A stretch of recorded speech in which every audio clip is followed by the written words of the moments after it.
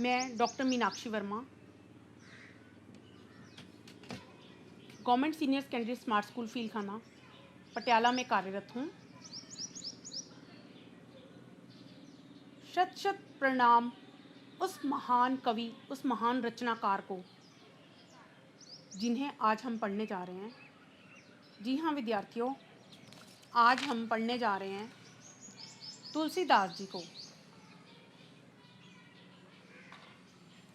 हमारी 10वीं कक्षा की पुस्तक का पहला पाठ तुलसीदास जी की दोहावली, जिसे हम आज पढ़ेंगे। लेकिन उससे पहले मैं तुलसीदास जी के बारे में आपको कुछ बताना चाहती हूँ, उनके जीवन पर प्रकाश डालना चाहती हूँ। तुलसीदास जी हिंदी साहित्य के भक्तिकालीन युग में सगुण धारा की राम मार्गी शाखा के मूर्धन्य कवि हुए हैं। वे हिंदी साहित्य के गौरव और भारतीय संस्कृति के रक्षक के रूप में स्मरण किए जाते हैं।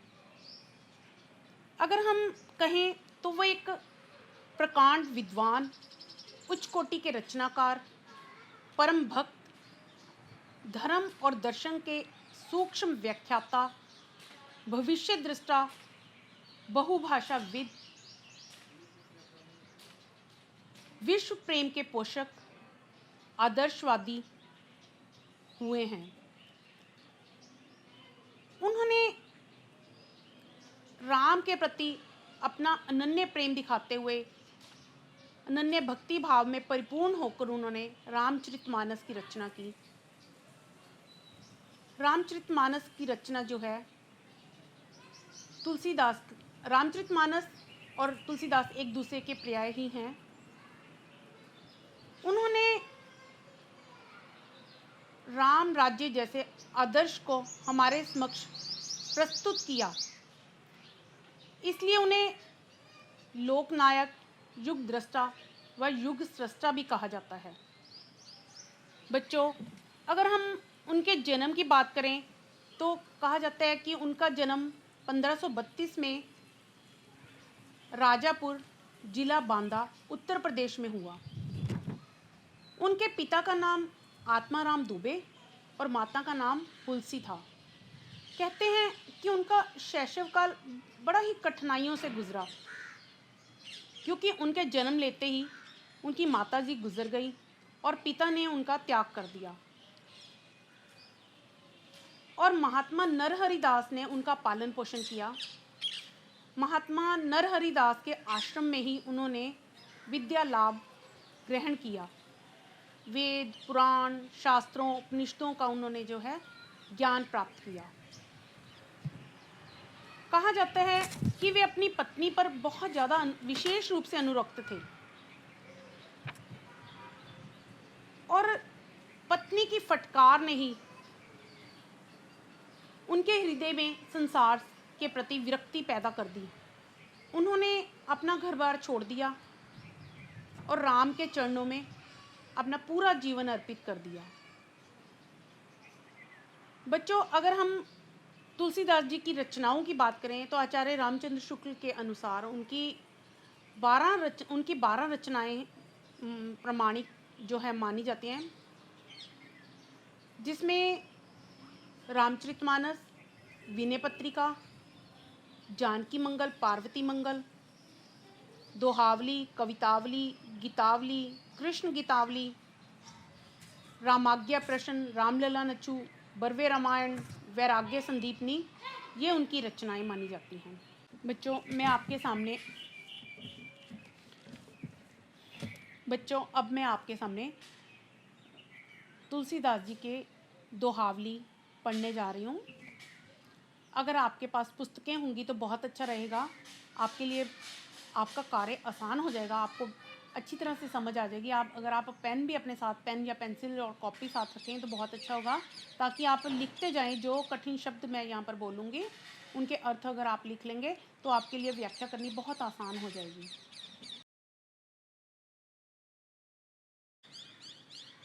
श्री गुरु चरण सरोज रजनिज मनु मुकुर सुधारी, बरनऊ रघुवर विमल जसु, जो दायकु फलचारी। जब बच्चों आप इसकी व्याख्या करेंगे तो सबसे पहले आपने प्रसंग लिखना है कि प्रस्तुत पंक्तियां हमारी पाठ्य पुस्तक में संकलित दोहावली में से ली गई हैं और इसके रचयिता गोस्वामी तुलसीदास जी हैं। तो आपने यहाँ पे जब आप प्रसंग बताएंगे तो आपने यहाँ पे ये भी बताना है कि ये जो दोहा है, इस दोहे में उन्होंने राम की अपार कृपा से अपने जो है प्रभु श्री राम का अपने गुरु की अपार कृपा से अपने प्रभु श्री राम जी की महिमा का जो है वर्णन किया है। तो अब आप इसका जब व्याख्या करेंगे तो आप यहाँ पे ये बताएंगे कि इस दोहे में कवि कहते हैं कि श्री गुरु चरण सरोज रजनिज मनु मुकुर सुधारी, कि मैं अपने गुरु के जो चरण हैं जो कि कमल के समान है, कमल रूपी उनके चरणों की रज से, रज यानी कि पवित्र धूलि से, निज मन मुकुर सुधारी, मैं अपना मन रूपी जो दर्पण है उसको साफ कर लूँगा, स्वच्छ कर लूँगा। यानी कि मैं अपने गुरु के चरणों की जो कमल के समान है, चरण कमल रूपी चरणों की पवित्र धूलि से अपने मन रूपी जो है दर्पण उसको स्वच्छ शुद्ध बनाऊंगा। और उसके पश्चात मैं बरनऊ रघुवर विमल जसु, जो दायकु फलचारी, उसके बाद मैं बरनऊ मतलब उनका मैं वर्णन करूंगा, बखान करूंगा। रघुवर मतलब राम की, विमल मतलब स्वच्छ साफ, जसु मतलब यश, उनके यश का, जो कि उनके पवित्र यश का, उनकी पवित्र कथा का मैं जो है गान करूंगा, उनकी अपार महिमा का मैं गान करूंगा, उनके निर्मल यश का मैं वर्णन करूंगा, रघुवर के, श्री राम के। जो दायकु फलचारी, जो कथा जो है 4 प्रकार के फल देने वाली है, धर्म अर्थ काम मोक्ष, इस तरह जो है ये यहाँ पे कवि ने ये वर्णन किया है। बच्चों इसमें सरोज का जो अर्थ है वो कमल है, रज का अर्थ है धूली, और मुकुरु का अर्थ है दर्पण, और जसु का अर्थ है यश, और फलचारी मतलब 4 प्रकार के फल, धर्म अर्थ काम मोक्ष। तो जब आप ये दोहा, पहले आप इसकी प्रसंग बताएंगे, फिर इसकी व्याख्या, फिर आप इसका भाव बताएंगे कि यह दोहा जो है हनुमान चालीसा का प्रथम दोहा है। इसमें गुरु और राम जी के महत्व को दर्शाया गया है। अब अगला दोहा, दूसरा दोहा है, राम नाम मनि दीप धरु, जिहि देहरी द्वार, तुलसी भीतर बाहरू, जो चासी उजियार। तो इसमें भी आप पहले, मैं बार बार यहाँ प्रसंग नहीं बताऊंगी, आप फिर वही पंक्तियाँ प्रसंग बताएंगे, और आप प्रसंग में ये भी लिखेंगे कि इस दोहे में राम जी के राम नाम रूपी दीपक से मनुष्य के मन के भीतर व बाहर उजाला करने के लिए कहा गया है। तो जब आप इसकी व्याख्या करेंगे तो उससे पहले मैं आपको शब्दों के अर्थ बता दूं कि मणि दीप मतलब मणि रूपी दीपक, और देहरी मतलब दहलीज, और उजियार मतलब उजाला। जब आप इसकी व्याख्या करेंगे तो आप कहेंगे, राम नाम मणि दीप धरु, जिहि देहरी द्वार, तुलसी भीतर बाहरू, जो चाहसी उजियार। मतलब इसमें आप दूसरी पंक्तियां पहले उसके बारे में बताएंगे कि तुलसीदास जी कह रहे हैं, कवि कह रहे हैं कि हे मानव, हे मनुष्य, अगर तू अपने मन के भीतर और बाहर दोनों तरफ उजाला चाहता है, रोशनी चाहता है, प्रकाश चाहता है, तो क्या कर कि अपने मुख रूपी द्वार की जीभ रूपी दहलीज पर राम नाम रूपी मणियों का जगमगाता हुआ दीपक को धारण कर ले, रख ले। यानी कि जिस प्रकार दीपक को जब हम दहलीज पर रख देते हैं, बाहर और अंदर दोनों तरफ प्रकाश हो जाता है, उसी प्रकार तो अपनी जीवा पर राम नाम ले। राम नाम लेने से तेरे भीतर भी और बाहर भी दोनों तरफ प्रकाश हो जाएगा, तेरे जीवन में सुख समृद्धि आ जाएगी। यानी कि तू अपने राम नाम रूपी मणि दीपक जो है, राम नाम रूपी मणियों का जो जगमगाता हुआ दीपक है, उसको अपनी मुख रूपी द्वार की जीवा रूपी दहलीज पर रख ले। अब तीसरा दोहा है, जड़ चेतन गुण दोषमय, विश्व कीन्ह करतार, संत हंस गुण गही पय, परिहारी वारी विकार। बच्चों अब आप बताएंगे कि ये जो दोहा है, इस दोहे में आपने पहले प्रसंग तो वैसे ही बता देना है, और फिर आप जब प्रसंग बताएंगे कि आप इसमें बताएंगे कि इसमें संतों के महत्व को बताया गया है। तो आप जो बताएंगे कि ये जो विश्व कीन्ही करतार, तो इसमें पहले इस शब्दों के अर्थ बता देती हूँ मैं। जड़ का मतलब होता है निर्जीव, चेतन का मतलब सजीव, विश्व मतलब विश्व, करतार मतलब परमात्मा, गही मतलब ग्रहण करना, परिहारी मतलब त्याग कर देना, छोड़ देना, बारी मतलब पानी, विकार मतलब जो बुराइयां हैं। तो इसमें कवि कह रहे हैं कि ये जो संसार है, इस संसार को करतार ने बनाया है, यानी कि परमात्मा ने ये संसार बनाया है। इस संसार में जड़ यानी कि निर्जीव भी हैं, चेतन सजीव भी हैं, गुण मतलब गुण भी हैं, दोष भी हैं। ये संसार में विविधता से परिपूर्ण है ये संसार। इसमें गुण दोष सजीव निर्जीव सब कुछ है। लेकिन आप इनमें से किसको ग्रहण करना चाहते हैं, किस वस्तु को आप त्यागना चाहते हैं और किस वस्तु को अपनाना चाहते हैं, तो ये आप पर निर्भर करता है। तो इसका उदाहरण देते हुए कवि जो है यहाँ पे संत हंस का उदाहरण देते हैं कि जो संत होते हैं, वो संत रूपी जो हंस होते हैं, वो गुणों रूपी दूध को ग्रहण कर लेते हैं।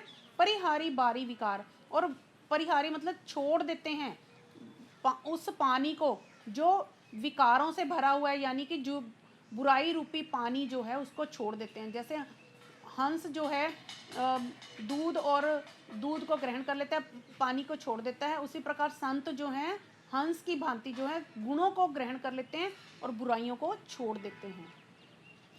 तो यहाँ पे आपने जब अब आप इसका भाव बताओगे तो आप यहाँ बताओगे कि यहाँ कवि ने संतों की तुलना हंस से की है कि हंस को नीर शीर विवेक बताया है, और जो नीर यानी कि पानी, शीर यानी कि दूध को अलग अलग कर देता है हंस, उसी प्रकार संत भी गुण और दोष को अलग अलग कर देते हैं। तो बच्चों अब मैं आपके सामने तुलसीदास जी का चौथा दोहा पढ़ने जा रही हूँ। प्रभु तरुतर कपि डार पर ते किए आपु समान, तुलसी कहूँ न राम से साहिब सील निधान। बच्चों इसमें तरु का अर्थ है पेड़, कपि का अर्थ है बंदर, सील निधान का अर्थ है कि शील गुण और शील से युक्त, शील संपन्न। तो इस दोहे की प्रसंग आप लिखेंगे और प्रसंग में आपने ये ज़रूर बताना है कि तुलसीदास जी ने प्रभु श्री राम के उदार स्वभाव के बारे में इस दोहे में बताया है कि प्रभु राम का स्वभाव कितना उदार है। अब आप व्याख्या करेंगे तो आप बताएंगे प्रभु तरुतर कपि डार पे, कि प्रभु जो है श्री राम जो है वो तरु मतलब पेड़ों के स्वयं नीचे रहे, कपि डार पे, और उन्होंने जो वानर थे वो डालियों पर, पेड़ों की डालियों पर रहे। तो उन्होंने ऐसा करके उन्हें आपू समान, उन्हें अपने समान यानी कि एक मनुष्य के समान उन्हें सम्मान दिया। मनुष्य का जो मनुष्य को दिया जाता है वो उन्होंने उनको मान सम्मान दिया। तुलसी कहूँ न राम से साहिब सील निधान। तुलसीदास जी कहते हैं कि जो राम है, श्री राम है, उनके समान गुण और शील से संपन्न यानी कि उदार हृदय वाला कोई हो ही नहीं सकता। जो राम है वो गुणों की खान है, वो उदार हैं, वो उनके समान कोई भी उदार हो नहीं सकता। शील निधान, शील और गुणों और शील से संपन्न हो नहीं सकता। तो जब आप बच्चों इसके भाव बताएंगे तो अब भाव में आप इसे ज़रूर बताएंगे कि इस दोहे में श्री राम की उदारता जो है हमें दृष्टि गोचर होती है, दिखाई देती है। तो अब मैं आपके सामने तुलसीदास जी का 5वां दोहा जो है वो पढ़ने जा रही हूँ। तुलसी ममता राम सो समता सब संसार, राग न रोष न दोष दुख, दास भय भव पार। तो अब इसमें शब्दों के अर्थ हैं ममता यानी कि स्नेह, समता मतलब समभाव, राग मतलब प्रेम, रोष मतलब क्रोध, दोष मतलब अवगुण, भव मतलब संसार। तो यहाँ पे जब आप इसकी प्रसंग लिखेंगे तो प्रसंग तो आपने वैसे ही लिखने की प्रस्तुत पंक्तियाँ हमारी पाठ्य पुस्तक में संकलित दोहावली में से ली गई हैं, और इसके कवि जो हैं गोस्वामी तुलसीदास जी हैं। तो जब आप ये बता देंगे तो आपने साथ में ये भी बताना है कि इसमें कवि ने संसार रूपी सागर से पार होने का उपाय बताया है कि इस संसार से आप कैसे पार हो सकते हैं। तो इसमें बताएंगे कि तुलसीदास जी कह रहे हैं कि तुलसी ममता राम सो, अगर तुम आप जो है राम से इतना स्नेह करो, उन्हें स्नेह पूर्वक अपनाओ, स्नेह से अपना लो, समता सब संसार। और संसार को कैसे अपनाओ कि समभाव से, बिना किसी भेदभाव के, इस संसार से कोई भेदभाव की दृष्टि ना रखते हुए, समान भाव की दृष्टि रखते हुए संसार को भी तुम, इस दुनिया को भी अपना लो। तो उससे क्या होगा कि जो है राग क्रोध जो विकार से उत्पन्न दुख होता है, उससे आप मुक्त हो जाओगे, उससे मुक्त हो सकते हो। यानी कि जो दुख आपको होता है वो किस से होता है? क्रोध से, रोष से, और इनसे जो दुख उत्पन्न होता है उससे आपको मुक्ति मिल जाएगी। दास भय भव पार, और फिर अब जो है आप राम के, जब आप दास बनकर जो है इस संसार रूपी सागर से पार हो सकते हो। तो बच्चों आपने इसका जो भाव बताना है कि आप बताओगे कि ईश्वरीय प्रेम करके विकारों से दूर रहकर ही भवसागर से पार हुआ जा सकता है। तो अब है छठा दोहा मैं पढ़ने जा रही हूँ। गिरजा संत समागम सम, ना लाभ कछुआन, बिनु हरि कृपा न होई सो गावी वेद पुराण। अब इसके कठिन शब्दों के अर्थ देखिए कि अब गिरजा यहाँ पार्वती को कहा गया है, समागम यानी कि संगति, सम का मतलब है समान, आन का मतलब है अन्य या दूसरा। तो यहाँ इस दोहे में जब आप इसका प्रसंग लिखोगे, जैसे पहले लिखोगे वैसे ही लिखना है। और लेकिन आप इस दोहे में ये बताओगे कि इस दोहे में संतों के संगति के महत्व को बताया गया है कि संतों की संगति करने से क्या लाभ होता है। तो अब आप इसकी व्याख्या करेंगे। आप कहेंगे, बताएंगे कि कवि कह रहे हैं कि शिवजी जो है पार्वती, गिरजा यानी कि पार्वती को कह रहे हैं कि संतों की संगति, के समान, संतों की संगति के समान ना लाभ कछुआन, कोई दूसरा लाभ हो ही नहीं सकता, उसके समान कोई अन्य लाभ है ही नहीं। उनकी संगति से जो लाभ हो सकता है वो किसी तरह से, उनकी संगति बहुत लाभदायक है, उस तरह का कोई कहीं से भी आपको लाभ नहीं मिल सकता। बिनु हरि कृपा न होई सो गावी वेद पुराण। तो वेद पुराण भी यही गाते हैं, वेद पुराण भी यही संदेश देते हैं, यही बताते हैं कि हरि की कृपा के बिना, जब तक आप पर श्री राम की कृपा नहीं होगी, तो उनकी कृपा के बिना, उनकी कृपा दृष्टि के बिना आपको संतों की संगति प्राप्त नहीं हो सकती। तो जब आप इसका भाव लिखोगे तो आप ये बताओगे कि सत्संगति जो है बहुत ही गुणकारी होती है, बहुत ही लाभदायक होती है, परंतु वह राम की कृपा से ही मिल सकती है, उनकी कृपा के बिना वो असंभव है। तो अब मैं आपके सामने सातवां दोहा, तुलसीदास जी का सातवां दोहा पढ़ने जा रही हूँ। पर सुख संपत्ति देखी सुनी, जरी जे जड़ बिनु आगी, तुलसी तिनके भागते चले भलाई भागी। अब इसके कठिन शब्दों के अर्थ देखें। जो पर है, पर का मतलब होता है दूसरा, जरी मतलब जलना यानी कि ईर्ष्या से जलना, जड़ मतलब निर्जीव, जड़ नहीं, यहाँ जड़ का मतलब निर्जीव ना होकर मूर्ख होगा, पहले भी जड़ शब्द आया था तो वहाँ निर्जीव था, लेकिन यहाँ पे जड़ का मतलब होगा मूर्ख, विवेकहीन, भाग, भाग्य, और भागी मतलब भाग जाना, चले जाना। तो अब आप इसकी जब प्रसंग लिखेंगे तो आप इसकी प्रसंग में ये ज़रूर बताएंगे कि इस दोहे में कवि ने ईर्ष्यालु व्यक्तियों के भाग्य से अच्छाई के चले जाने की बात बताई है कि अच्छाई उनके जीवन में रहती नहीं है। तो अब आप इसकी व्याख्या इस प्रकार करेंगे कि जो पर सुख संपत्ति देखी सुनी, जड़ी जे जड़ बिनु आगी, जो जड़ लोग होते हैं यानी कि मूर्ख लोग होते हैं, विवेकहीन लोग होते हैं, वो दूसरों की सुख संपत्ति को देखकर, दूसरों की सुख समृद्धि को देखकर या सुनकर जरी मतलब जल जाते हैं। किस तरह से जल जाते हैं?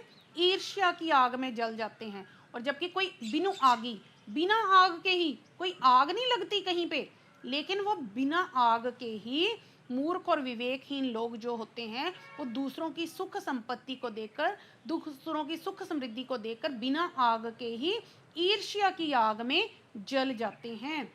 तुलसीदास जी कहते हैं ऐसे लोगों के साथ क्या होता है, तुलसी तिनके भागते चले भलाई भागी। तुलसीदास जी कहते हैं कि जो ऐसे लोग होते हैं उनके भाग्य से, उनकी किस्मत से तो जो अच्छाई आनी भी होती है उनकी किस्मत में होती है, जो अच्छा कुछ होता है, वो भलाई जो होती है उनके जीवन में, कुछ भला होना होता है, कुछ अच्छा होना होता है, वो अच्छाई जो है भाग जाती है, यानी कि खत्म हो जाती है, यानी कि वो अपने जीवन में कष्ट भोगने लगते हैं, दुख भोगने लगते हैं, सुख चला जाता है, खत्म हो जाता है ऐसे लोगों के जीवन से। तो अब आप इसका जो भाव बताएंगे कि मनुष्य को हमेशा दूसरों की भलाई की, दूसरों के कल्याण की बात ही सोचनी चाहिए और कभी किसी से जलन या ईर्ष्या की भावना नहीं रखनी चाहिए दूसरों के प्रति। अब आप 8वां दोहा देखेंगे, तुलसीदास जी का 8वां दोहा।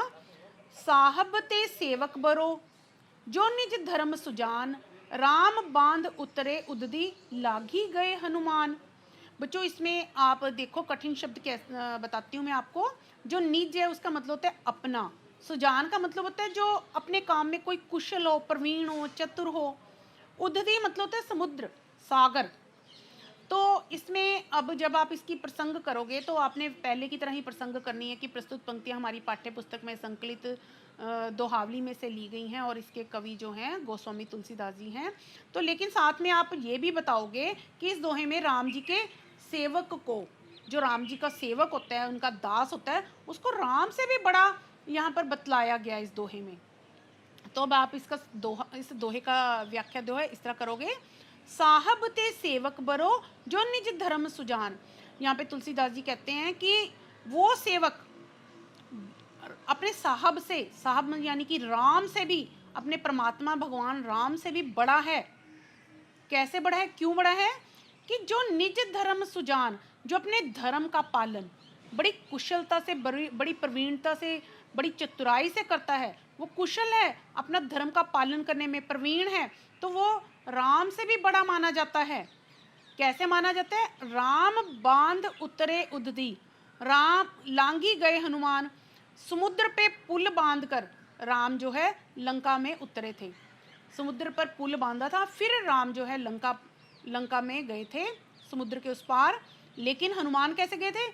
उन्होंने तो बिना हनुमान जी बिना पुल के ही समुद्र को जो है लांग गए थे, पार कर लिया था उन्होंने, बिना पुल बांधे ही, बिना पुल पर चले ही वो जो है समुद्र को लांग गए थे। तो इस तरह आपने देखा कि राम कैसे गए और हनुमान कैसे गए। तो यहाँ पे राम जो हैं परमात्मा है और जो हनुमान है वो सेवक है। तो सेवक अब राम से भी बड़ा हो गया यहाँ पे। तो अब आप इसका भाव इस तरह बताएंगे कि सच्चे मन से सेवा करने वाला जो सेवक होता है वो सदैव जो है श्रेष्ठकर होता है, परमात्मा राम से भी आगे उसका नाम लिया जाता है। तो अब आप बच्चों 9वां दोहा मैं करने जा रही हूँ। तो सचिव वैद गुरु तीनी जो प्रिय बोली भयुआस, राज धर्म तन तीनी कर होगी होई बेगी नास। तो इसमें अब आप इनके कठिन शब्द देखें कि सचिव का मतलब होता है मंत्री, और वैद का मतलब जो वैद्य होते हैं, और भयु मतलब भय, भय मतलब डर, और आस का मतलब आशा, उम्मीद, और बेगी मतलब जल्दी, और नाश का मतलब होता है नाश, नाश हो जाना, विनाश हो जाना। तो अब आप इसका प्रसंग वैसे ही लिखेंगे, लेकिन प्रसंग में एक पंक्ति आप जोड़ देंगे कि इसमें तुलसीदास जी ने जो है इस दोहे के माध्यम से नैतिक शिक्षा दी है, एक शिक्षा दी है, एक संदेश दिया है। तो वो क्या कहते हैं, अब व्याख्या आप इस तरह करेंगे कि सचिव वैद गुरु तीनी जो प्रिय बोली भयुआस, कि चाहे सचिव हो, चाहे मंत्री हो, वैद मतलब वैद्य हो या गुरु हो, ये तीनों अगर प्रिय बोली, ये अगर प्रिय बोलते हैं, मीठा बोलते हैं, इनकी वाणी में मिठास है, मधुरता है। और क्यों मीठा बोलते हैं? किसी भय से, किसी डर से, और आस मतलब किसी आशा से, किसी उम्मीद से, किसी लोभ लालच के कारण। अगर ये भय के कारण या किसी उम्मीद के कारण जो है मंत्री हो, वैद्य हो या गुरु हो, तीनों मीठा बोलते हैं तो क्या होता है, राज धर्म तन तीनी कर होगी बेगी नाश। तो राज का यानी कि राज्य का, धर्म का और तन यानी कि शरीर का, तीनों का बहुत जल्दी नाश हो जाएगा। बेगी मतलब जल्दी, नाश मतलब इनका विनाश हो जाएगा, ये खत्म हो जाएंगे। तो बच्चों अब आप यहाँ पे इसके भाव में आप बताओगे कि यहाँ पे जो कवि ने ये बताना चाहा है कि यह जो दोहा है रावण के संदर्भ में है। रावण के संदर्भ में बताया गया है कि जो रावण के जो मंत्री थे वो उसे सही सही परामर्श नहीं देते थे, सही सलाह नहीं देते थे, इसीलिए जो लंकापति रावण था उसका जल्दी नाश हो गया, विनाश हो गया। यानी कि जो सचिव है अगर वो अपने राजा को, मंत्री जो अपने राजा को सही परामर्श नहीं देता, अगर वैद्य जो है सही परामर्श नहीं देता, अगर गुरु जो है सही परामर्श नहीं देता, तो मंत्री के सही परामर्श ना देने पर राज्य का, वैद्य के सही परामर्श ना देने पर शरीर का और गुरु के सही परामर्श ना देने पर जो है धर्म का नाश हो जाता है, विनाश हो जाता है, उनका वो खत्म हो जाते हैं जल्दी। यानी कि हमें जो है हमेशा अपने विवेक से काम लेना चाहिए कि अंधविश्वास जो है का पालन नहीं करना चाहिए, किसी के पीछे अंधविश्वास जो है अपने पर हावी नहीं होना देना चाहिए। जो भी काम करें जो है अपने विवेक से, अपनी बुद्धि से, अपने मस्तिष्क का प्रयोग करते हुए जो है कार्य करना चाहिए, दूसरों की सलाह पर इतना विश्वास ना करके। तो अब अगला 10वां दोहा है, बिनु विश्वास भक्ति नहीं तेहि बिनु द्रवी न राम, राम कृपा बिनु सपने हूँ जीवन लह विश्राम। तो बच्चों आपने प्रसंग पहले की तरह ही लिखना है, लेकिन इस प्रसंग में आप एक पंक्ति जोड़ देंगे कि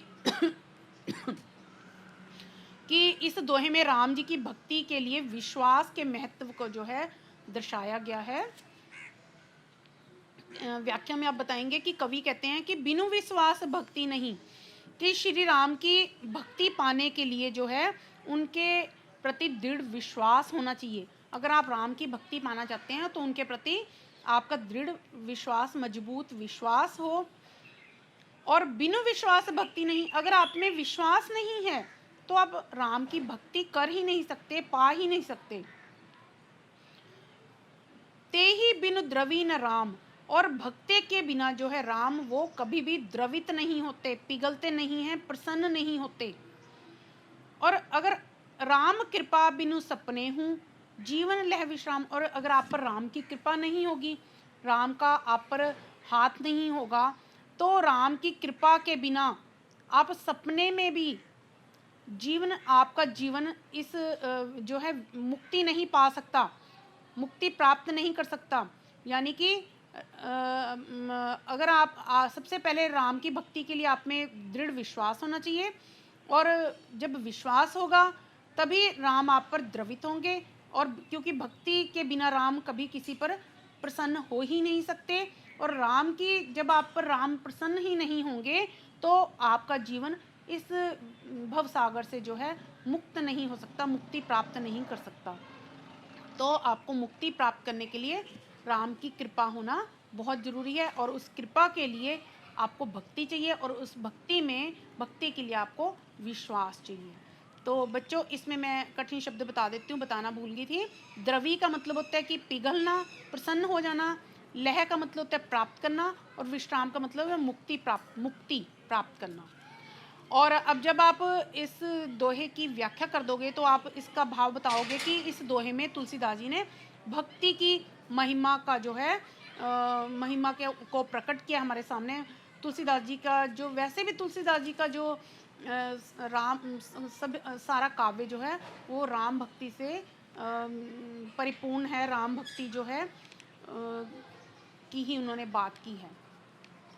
तो बच्चों मुझे पूर्ण विश्वास है कि आपको ये जो दोहे हैं वो अच्छी तरह से समझ आ गए होंगे, कि क्योंकि ये सभी दोहे जो हैं राम की भक्ति और नीति शिक्षा देने वाले दोहे थे, और ज्ञान सागर के समान ये दोहे थे, जो इनसे आपको इनसे जो भी सीख मिली वो आपने अपने ग्रहण कर ली होगी, और आप अपने जीवन में भी उसे उतारने का जो है प्रयास करेंगे। मुझे पूर्ण विश्वास है इन दोहों को आप जो है अब आप अपनी कॉपी में लिखेंगे। जो व्याख्या आपको अच्छी तरह से समझ आ गई है तो इन दोहों को आप पढ़ेंगे भी और लिखेंगे भी। तो बच्चों, आपने के दोहे सुने, उनकी व्याख्या सुनी, आप लोगों को बहुत अच्छी तरह से समझ आ गई होगी। तो अब आपके लिए जो है अभ्यास कार्य करना कोई कठिन काम नहीं है। मैं आपके सामने इन दोहावली के जो है प्रश्न उत्तर करने जा रही हूँ। पहला प्रश्न है, तुलसीदास जी के अनुसार राम जी के निर्मल यश का गान करने से कौन से 4 फल मिलते हैं? तो हमने पहले बात की, धर्म, अर्थ, काम और मोक्ष, ये 4 फल मिलते हैं। मन के भीतर और बाहर उजाला करने के लिए तुलसी कौन सा दीपक हृदय में रखने की बात करते हैं? तो मन के भीतर और बाहर उजाला करने के लिए तुलसीदास जी राम नाम रूपी मणियों का जगमगाता हुआ दीपक धारण करने की, हृदय में रखने की बात करते हैं। संत किसकी भांति नीर शीर विवेक करते हैं? संत जो है हंस की भांति नीर शीर विवेक करते हैं। जिस तरह हंस जो है दूध और पानी को अलग अलग कर देता है, उसी तरह संत जो है गुण और दोष में से जो है गुणों को ही अपना लेते हैं। तुलसीदास के अनुसार भव सागर से कैसे पार किया जा सकता है? राम की जो है राम से प्रेम करके और इस दुनिया से, इस संसार से समभाव रख के, बिना किसी भेदभाव की दृष्टि रखते हुए इस दुनिया से और राम के प्रति प्रेम स्नेह ममता रख के हम जो है इस भवसागर से पार हो सकते हैं। जो व्यक्ति दूसरे के सुख और समृद्धि को देखकर ईर्ष्या से जलता है, उसे भाग्य में क्या मिलता है? जो व्यक्ति दूसरे के सुख और समृद्धि को देखकर ईर्ष्या में जलता है तो उसके अपने भाग्य से भी जो सुख और समृद्धि होती है, जो अच्छाई होती है, जो उसके भाग्य में कुछ अच्छा होता है, वो भी चला जाता है। चैन और जो शांति उसके जीवन से खत्म हो जाती है और उसको दुख और क्लेश जो है भोगने पड़ते हैं। राम भक्ति के लिए गोस्वामी तुलसीदास जी किसकी आवश्यकता बतलाते हैं?